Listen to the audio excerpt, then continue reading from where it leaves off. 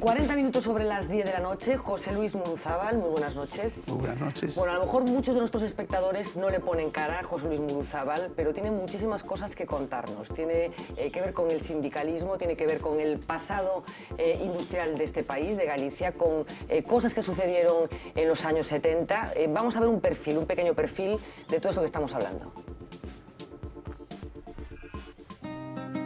Tal vez el suyo no sea uno de los nombres más conocidos de la historia reciente gallega, pero decir José Luis Muruzábal es hacer mención a uno de los pilares del sindicalismo. Hijo de campesinos navarros, fue en Andalucía donde entró en contacto con el movimiento obrero. Las ideas marxistas lo sedujeron tanto que decidió dejar aparcados sus estudios y dedicarse por completo a la movilización social.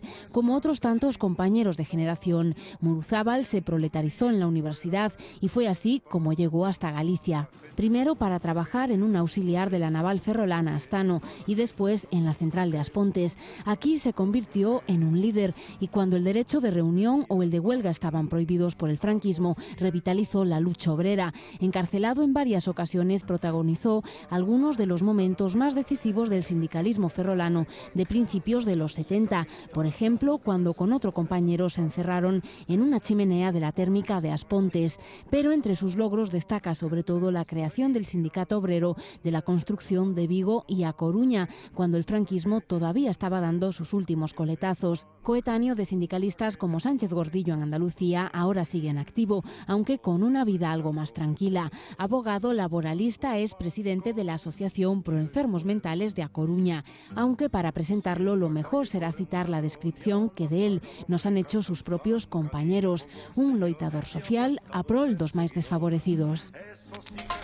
Bueno, esa frase con la que acababa Mila Méndez, este perfil, la escucho hoy mismo cuando hablo con gente que compartió andanzas con Muruzábal hace unos cuantos años y tienen esa percepción de cómo es Muruzábal. ¿Cómo eran los años 70? ¿Cómo era el movimiento obrero en los años 70 aquí en Galicia? Yo llegué a Ferrol en el año 73, en abril o mayo del 73. Entonces, en aquel entonces había pasado los hechos del 72 y el movimiento obrero en Ferrol estaba, pues prácticamente estaba muy desarticulado, sí. Porque bueno, pues estaba en la cárcel pillado, Aneiros, todos de Ferrol, ¿no? Pero aún seguía vivo pues ese espíritu, siempre después de había sido un palo muy fuerte y después de eso pues había quedado, pues había un rescoldo, ¿no? Entonces yo empecé a trabajar en las auxiliares de Astano. Y bueno, pues empezamos ahí con otras personas que había de comisiones ya obreras, empezamos a trabajar y empezamos, digamos, a revivir otra vez un poquito el movimiento en las auxiliares de Astano, ¿no? Que fundamentalmente pudo ser que en Ferrol, después del 72, el primer movimiento empezó en las auxiliares de Astano, evidentemente, porque también había personas de Bazán despedidas que estaban trabajando también ahí. En Ferrol fue un poco el corazón en el que palpitó todo este movimiento que después irradió al resto de Galicia. Bueno, Vigo tuvo grandes, o sea, Vigo tuvo grandes líderes sindicales, movimientos sindicales, pero bueno, Ferrol siempre estuvo en la vanguardia del movimiento obrero, ¿no? Entonces, en Ferrol, pues eso, realmente hubo las movilizaciones ya en el año 74, las movilizaciones auxiliares de Astano, sí. Después Astano también tuvo sus movilizaciones, más adelante pues Bazán empezó poco a poco también a recuperarse, Megasa, que era otra empresa que había importante, tuvo sus huelgas y otra vez se recuperó, digamos, que entre el año 73 al 75 se recupera el movimiento obrero en Ferrol. Vigo tiene una vida propia, y grande, intensa también como consecuencia de la estructura económica de la ciudad industrial más grande de Galicia. Claro. Bueno, ¿cómo vivían los obreros en aquellos años? Bueno, pues yo creo que bueno, los salarios, digamos, yo puedo explicar cómo era el montaje. O sea, había mucho trabajo en el montaje. Entre el año 70, la central térmica de Aspontes, teníamos a Astano, que estaba en pleno movimiento. Por decir un ejemplo, en Ferrol de los años 73, 74 y 75, si uno se levantaba a las 6 de la mañana, pues había como cuando salen del campo de fútbol del Deportivo. Aquello estaba por el inferniño, aquello eran miles y miles de personas pues, que iban a Bazán, a Astano, los horarios eran de 6 a 2 normalmente, a Aspontes había pues 5.000 personas o 4.000 entre, si contamos Endesa, pues también entonces, había una vida y muchos de ellos vivían fundamentalmente en Ferrol, Puente de Hume, o sea que había una vida intensa, había mucho trabajo. había mucha gente joven trabajando, evidentemente había trabajo para todos, y realmente, pues, desde el punto de vista laboral, había pleno empleo, se puede decir, casi en Ferrol. ¿Y en qué condiciones se trabajaba? Bueno, pues yo creo que las condiciones no era de los peores sitios que había, ¿no? Lo que pasa es que el movimiento sindical lo que pretendía era comisiones obreras en aquel entonces, que era lo que yo militaba, y fui incluso del secretariado de Galicia de comisiones en un momento determinado, pues lo que pretendía era mejorar la situación laboral. Claro. Pero sabía que cada plataforma reivindicativa, entonces el tema era hacer una plataforma reivindicativa o aprovechar el convenio colectivo, presentarse a las elecciones. Yo, de hecho, en As Pontes era enlace sindical, en Astano también, en Aplinsa, donde estaba, fue enlace sindical, nos presentábamos dentro del movimiento sindical, y lo que pretendíamos hacer, plataformas reivindicativas, aprovechar los convenios colectivos y entonces movilizar en torno a una serie de mejoras que fuesen de seguridad y salud laboral, claro, económicas, y luego ya la propia dinámica de la dictadura te convertía aquello en una huelga política, claro, porque inmediatamente te la prohibían, etc. O sea, los derechos laborales estaban con los derechos políticos. Lo fundamental es que los derechos laborales no existían ninguno. ¿Y cómo se convivía? Porque estamos hablando efectivamente de una dictadura, estamos hablando de los años 70, mediados de los años 70, el dictador Francisco Franco se murió en noviembre del año 1975. Los sindicalistas, ¿qué grado de miedo teníais a las repercusiones que vuestro trabajo, vuestra actividad pudiera representar? Bueno, yo pienso que siempre se tiene miedo. Lo que pasa es que si uno tiene convicciones profundas de lo que piensa, pues bueno, pues entonces lo tiene que hacer. Entonces piensa, en aquel momento pensábamos, éramos jóvenes, yo tenía, en aquellos 25, 26 años, entonces, bueno, pues de alguna manera lo que pensabas era que lo que coincidíamos era que había que quitar la dictadura y conseguir la democracia. O sea, era el objetivo inmediato. Luego ya, pues a largo plazo, pensábamos cada uno en grandes cosas, ¿no? Pero a corto plazo era quitar la dictadura. Entonces las dictaduras suele ser que si no tienes miedo, la dictadura se acaba. O sea, la dictadura se basa en el miedo, ¿no? Claro. Y entonces el miedo era realmente el arma que tenían, digamos, a nivel global era lo que se utilizaba como el arma, digamos, de control social. Claro. El miedo a la cárcel, el miedo a perder el empleo por política. Un poco antes el miedo a la muerte, incluso. A la muerte, ¿no? Sí, claro. Pero bueno, entonces lo que decía, pero que en aquel entonces ya se comenzaba a percibir que la dictadura tenía que acabar. Realmente los últimos años fueron muy duros, sí, porque bueno, hubo ejecuciones incluso. Sí, bueno, en el año 75 hay los fusilamientos de Hoyo de Manzanares, sí. En el año salió la ley antiterrorista, sí. O sea que además el régimen... Los coletazos fueron duros, fueron duros, pero bueno, en principio yo creo que miedo podía haber, pero lo que había era mucha ilusión y se veía, pues ya había una respuesta, quiero decir, de nuevo.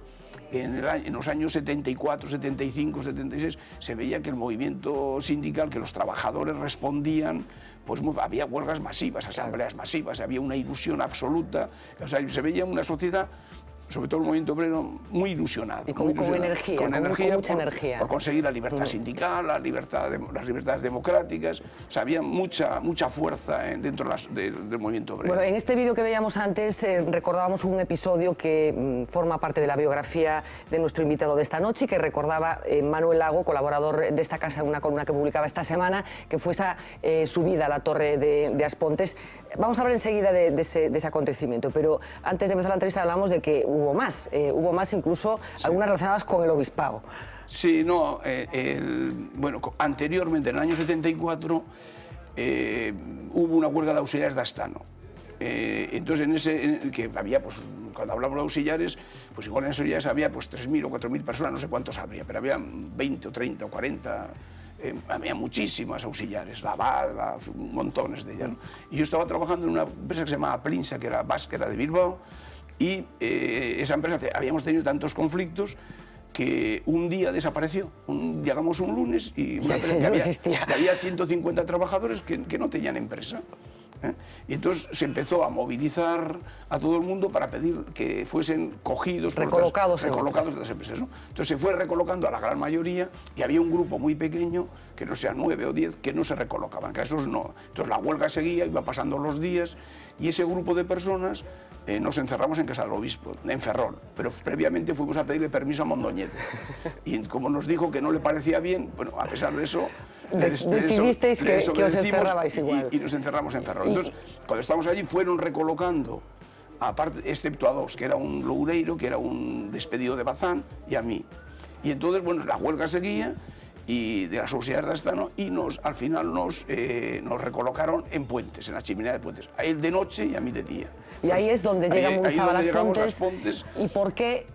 ¿Y por qué se toma la decisión de subirse a la chimenea? Bueno, en Las Pontes, claro, en aquel momento el movimiento sindical, una cuestión, los líderes sindicales o los organizados en comisiones o en política, lo que pretendías era la obsesión era ver qué es lo que fallaba, qué es lo que estaba mal, el convenio, la seguridad, sobre todo en Las Pontes la seguridad estaba muy mal, hubo varios muertos, no había ATS, estaba muy mal organizado, no había helicóptero para llevar a las personas que podían estar heridas, era un sitio de montaje con mucho accidente, ¿no? Entonces, lo que se hacía era una plataforma reivindicativa, inmediatamente, pero nosotros la pretensión era, además de conseguir los objetivos sindicales, era conseguir la presión política, o sea, todas las huelgas convertirlas en un empuje contra la dictadura. Claro. Esa era la cuestión. Entonces, con una plataforma de esta naturaleza se paralizó, y hubo también una huelga de 40 días aproximadamente. Y ya la huelga de 40 días, yo creo que era, me explico, uno de los grupos de Endesa iba a empezar a funcionar, y el planteamiento sindical era que si impedíamos, que era muy fuerte, porque cada día el grupo generaba un montón de millones de pesetas. Claro. Entonces, era el momento, antes de que empezase, de plantear y de impedir que empezase con la huelga, pidiendo unas reivindicaciones para que nos las diesen. Si nos las daban, evidentemente entramos a trabajar. Claro. Entonces, el planteamiento debe ser que era mejor no darlas, y que había que hacer frente. Entonces, llevábamos de huelga muchísimos días, y ya pues, la gente se resentía, y había personas que empezaron a empezar a trabajar. Entonces, la acción... Necesitaba un golpe de efecto. Entonces, la acción de subir a la chimenea, que subimos Bolaños y yo... Miguel Ángel Bolaños. Bueno, subimos a la chimenea, era, de alguna manera, cuando subimos arriba sabíamos que al día siguiente paraba todo el mundo. Entonces, nada más saber que estábamos arriba, pues paró todos. ¿Y cuánto tiempo estuvieron en la chimenea? Yo calculo no sé ¿Cómo era? Para que la gente que no sepa lo que es una chimenea, una térmica... Era en aquel momento la altura más grande de Europa, unos 7 metros más alta que la Torre Eiffel. Y entonces había un ascensor, pero ese ascensor no estaba, habían quitado los fusibles, entonces nosotros pasamos por debajo de unas vallas que había del exterior, ya sabíamos, conocíamos aquello perfectamente, la térmica está rodeada de una alambrada, pasamos el sitio adecuado y llegamos ya sabiendo cómo funcionaba el ascensor, claro. Pero el ascensor no funcionaba porque no estaba el fusible y tuvimos que subir, escalarla de alguna manera por unas escaleritas que son de obra, pequeñitas así, que se vas cogiendo así, no son escaleras, tienes que ir. Entonces llevábamos un cinturón de seguridad y la mochila, y cuando nos cansábamos pues parábamos. Entonces más o menos, entonces la pretensión era el que, bueno, pues que fuésemos nosotros los chivos expiatorios a los cuales se despidiese, y que hubiese un repliegue sindical sin más daños. Entonces, claro, sucedió así. Se consiguió el objetivo. ¿Cuánto tiempo estuvieron? Yo creo que unas 48 horas aproximadamente. Sí. Durmiendo allí, comiendo allí, claro. Arriba de la chimenea hay un espacio, salen 4 chimeneas, hay 4 grupos, 4 chimeneas de unos 3 metros y pico de diámetro. Sí. Y hay unos espacios entre ellas, y hay una casetita pequeña también, que hay teléfono que se comunica con... Y ahí estaban esas 48 horas. Bueno, tenemos una pequeña sorpresa para Muruzábal, que es un alcalde. No es el alcalde que estaba entonces en As Pontes, es el alcalde que está ahora en As Pontes. Valentín González Formoso, muy buenas noches. Hola, muy buenas noches. Bueno, encantado de saludarte antes de nada, espero que el verano haya ido estupendamente y espero verte pronto por aquí. ¿Todo bien en verano? ¿Todo bien en verano? Todo bien, sobre todo porque hemos tenido la oportunidad de inaugurar una playa y un lago en As Pontes para ofrecerle a Europa entera. Efectivamente, tienes que venir por aquí a contarnos eso, pero hoy te queríamos convocar para que nos ayudaras a recordar, tú seguro que no por una cuestión biológica, pero ¿cómo ha quedado en la memoria de As Pontes esta historia que nos está contando Muruzábal, esa ocupación de la chimenea de As Pontes? Valentín.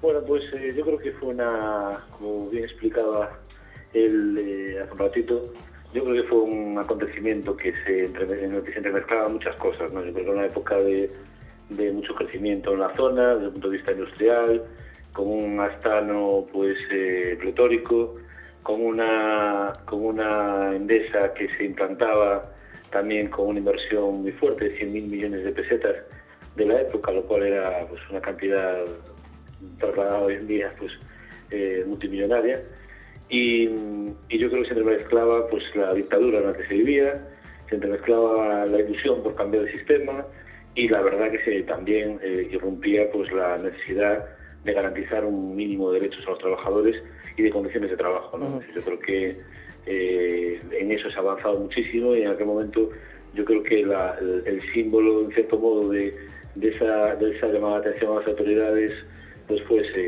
ese encierro, que yo creo que curiosamente, si no me equivoco, Paco Vázquez cuenta siempre la anécdota de que yo creo que fue el inspector de trabajo que le tocó llevar ese expediente, si no me equivoco. Sí, sí, porque incluso es que en aquel momento era el inspector de la zona que le correspondía a Paco Vázquez, vino por allí muchas veces, había venido y siempre había intervenido incluso en las asambleas. Claro, porque... pero supongo que ya, Paco Vázquez ya representaba un inspector de trabajo distinto al del régimen, ¿no? Evidentemente, normalmente teníamos, y con Domenech eran, digamos, las dos personas que en aquel momento eran los dos jóvenes, los que cambiaban un poco la situación de la inspección, eran los dos, ¿no? Entonces, normalmente, muchas veces incluso comíamos con ellos, ellos estaban siempre muy próximos al movimiento sindical en aquel entonces. E incluso nos daban información sobre la obligatoriedad de tener pues una ATS por cada 500 trabajadores. Os alertaban de posibles salidas para mejorar la situación, ¿no? Hablaban en las asambleas, no tenían ningún inconveniente, quiero decir que ellos había una colaboración muy importante. Valentín, una última cuestión. ¿Permanece en la memoria de Aspontes esto que sucedía en el año 75? Sí, evidentemente. Yo creo que esa etapa permanece en la memoria de toda la gente que lo ha vivido, ¿no? Y nos lo ha transmitido a quien no lo hemos vivido por cuestiones, como tú decías, evidentes. Pero esta sí que fue una cuestión pues que se recuerda pues de esa etapa del inicio de lo que será Aspontes Industrial. Sí. Bueno, Valentín, pues a ver si la semana que viene, como a más tardar la siguiente, nos vemos por aquí, nos cuentas todos los detalles de ese lago, que cómo va. ¿Lo está disfrutando la gente? Sí, gente de los 4 puntos cardinales, la verdad que es ilusionante. Sí. Bueno, pues nos lo cuentas aquí en detalle en persona la semana próxima. Gracias, Valentín, un beso. Muchas gracias. Bueno, estamos hablando de lo que sucedía en aquellos años, ya nos decías que ya había la sensación de que aquello iba a cambiar, de que la dictadura se estaba acabando, pero las cosas fueron finalmente como estaba previsto que fueran, la velocidad de los acontecimientos fue la esperada. Sí, lo que incluso a veces, bueno, nadie sabía cómo iba a salirse la dictadura, ¿no? Pero posiblemente lo que hubo en un momento determinado, la salida que hubo, ese pacto, digamos, de salida, lo que, por una parte, siempre que hay un pacto, se cede, no salió con tanta fuerza como se podía salir, pero por otra parte, realmente se avanzó, se llegó en un principio, yo creo, incluso con una calidad democrática, se podía haber conseguido más, porque claro, había muchos elementos, porque realmente la estructura quedó permanente, la estructura del Estado quedaba, o sea, tanto la militar como la policía, la Guardia Civil, todos los mandos, incluso la judicatura, en aquel entonces, pues todo queda exactamente. Alguna parte de la política también, Sí, la política también, o sea, entonces hubo, digamos,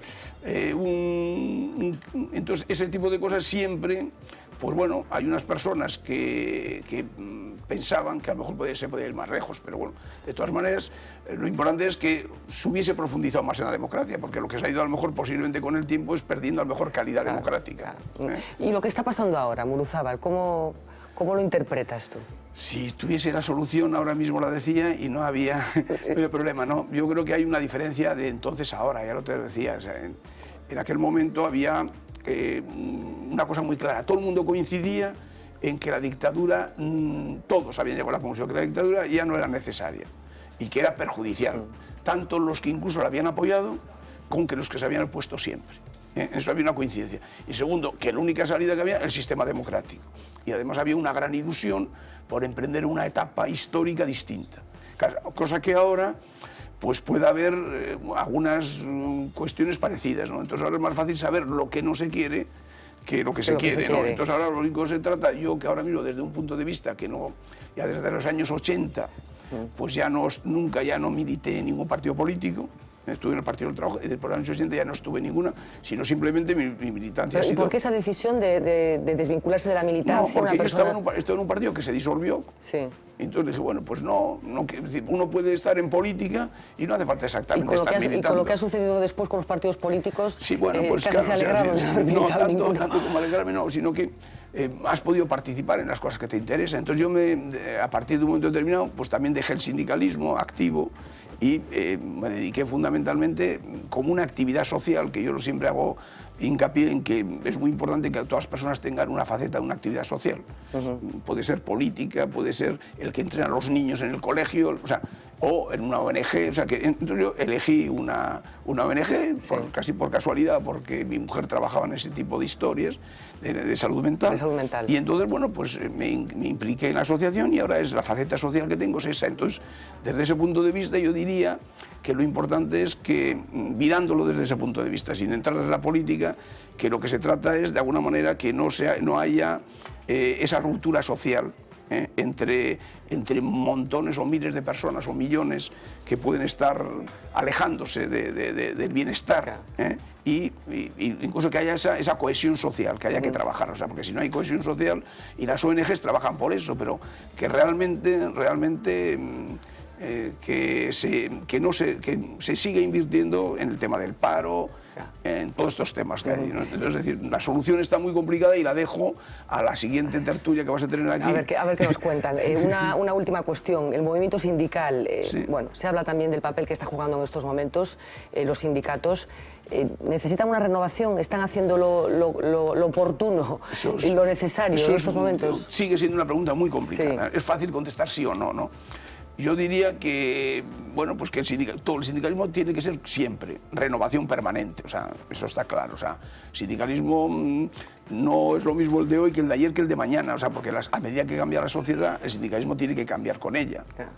Entonces hay veces que en momentos como este, pues a lo mejor resulta que la sociedad pues no le gustan los políticos, no le gustan los sindicatos, etc. Pero claro, yo creo que posiblemente en situación como ahora de dificultad económica, pues puede ser que no los sindicatos en concreto, pero sí los movimientos sindicales van a coger fuerza, a lo mejor, y espero que los sindicatos se pongan al frente del movimiento obrero, porque hay que pensar una cosa, cuando los partidos dejan de liderar las cosas, se cubre ese hueco.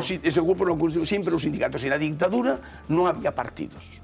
Los había, el Partido Comunista, pero realmente, incluso, hasta podía un ejemplo, cuando el PSOE desaparece casi del mapa después de Felipe González, los sindicatos cogen el vacío otra vez. Entonces, claro, hay momentos de eso. Entonces yo lo que pienso y lo que quiero, esto es lo que quiero más que decir lo que habría que hacer, es pues que los sindicatos de alguna manera se pongan al frente de la manifestación, de alguna manera que tengan objetivos claros y que realmente pues de alguna manera den esa salida que el movimiento obrero espera y la sociedad, que estén a la altura que la sociedad y necesita. Vale, muy bien. José Luis Muruzábal, un auténtico placer compartir mesa con usted. De verdad que es muy agradable escuchar testimonios como el suyo de gente que vivió en otros momentos, que luchó cuando la situación realmente era complicada y que están aquí para contarlo y para que nos cuenten cómo eran las cosas. Muchísimas gracias, mucha suerte y muy buenas noches.